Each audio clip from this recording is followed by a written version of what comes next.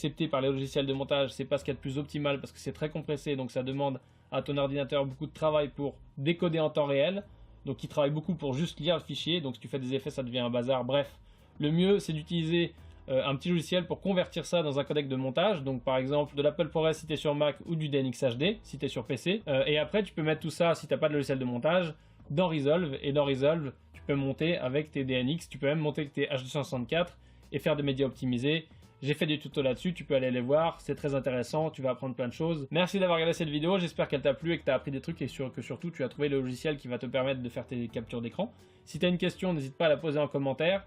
Et puis après, ben voilà, c'est tout, tu peux t'abonner aussi, c'est sympa, tu peux t'abonner, tu peux mettre un pouce. Merci d'avoir regardé cette vidéo, à plus.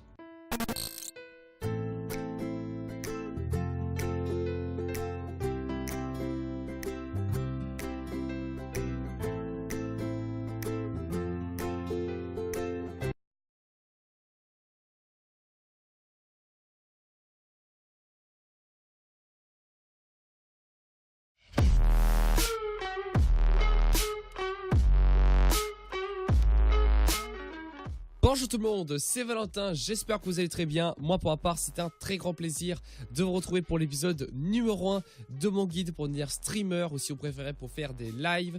Dans cet épisode, on va s'intéresser à OBS Studio, Open Broadcaster Software, qui est le logiciel de référence pour pouvoir faire des lives. Et pour certains, ça leur permet aussi de faire leurs vidéos. Oui, actuellement je suis en train de faire une vidéo avec OBS Studio, vous ne rêvez pas.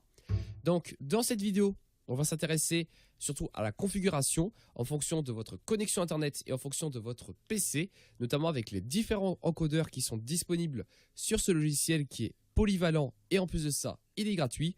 Donc bref, si vous n'avez pas encore OBS Studio, eh bien sachez que vous avez le lien dans la description pour pouvoir le télécharger. Et sans plus attendre, on rentre dans les choses sérieuses.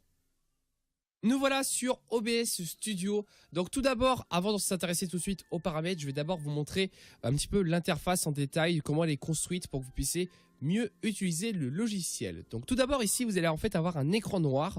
C'est tout simplement en fait cet écran, c'est ce qui va correspondre en fait à ce que les gens vont voir sur votre live, sur votre enregistrement.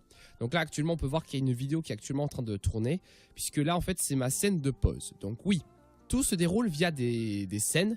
Donc là par exemple vous pouvez voir que j'ai un écran spécial où en gros j'affiche ma caméra. Donc ça ressemble à peu près à la scène que j'ai mis juste au début de cette vidéo. Donc vous voyez mon fond animé et ma caméra. Là j'ai une scène spéciale où du coup j'affiche mon bureau. Là j'ai une scène spéciale où j'afficherai mon jeu. Donc là éventuellement là ici dans les sources. Donc là les sources en fait c'est tout ce que contient une scène. Donc c'est tout ce qu'on va ajouter. Donc du texte, une vidéo. Là éventuellement les jeux. Donc là vous pouvez voir que j'ai ajouté Battlefield 1, CSGO, Rocket League, Minecraft à mon OBS. Donc c'est tout ce qui va te contenir dans une scène tout simplement. Donc voilà, en tout cas avant que vous commencez un petit peu les lives et surtout les enregistrements, on va essayer d'organiser un petit peu vos scènes. Et surtout là pour les lives, je vous recommande vous permettre de vérifier en fait, les différents volumes de vos différents périphériques. Donc là on peut voir qu'il y a mon micro tout simplement. J'ai éventuellement le son de mon PC, donc audio du bureau. Donc normalement vous allez avoir que 2 pistes audio. Moi personnellement j'en ai 3. Pourquoi donc? Parce qu'en fait j'utilise un logiciel qui s'appelle Voicemeeter qui me permet en fait de séparer